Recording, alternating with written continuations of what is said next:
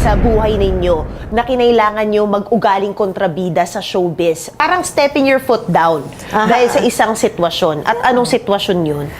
Ako every shooting? Oo.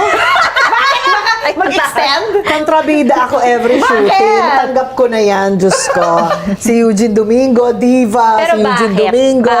Bakit? May rason yan eh. Si Eugene Domingo. Well, iba-iba yung reasons ko ng pag-kontrabida every day or sa kahit anong in a day na if you call me, meron akong point dyan na magkukontrabida na ako. Pero alam mo yan, meron namang dahilan. Minsan siguro parang ang dami namang pinapagawa, parang sobra-sobra na.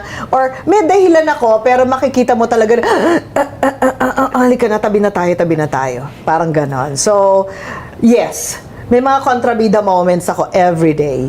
I love it. Yeah. Ako, when someone is being disrespectful, whether it be with everyone's time or work ethics, basta yung nararamdaman ko na masyadong entitled yung tao, pare-parehas lang naman kami nagtatrabaho. Yung iba, mas maliit pa yung sweldo kaysa sa kanila, pero bakit siya, may karapatan siya maging ganito, maging ganyan. Yung ganon, I love it. yun.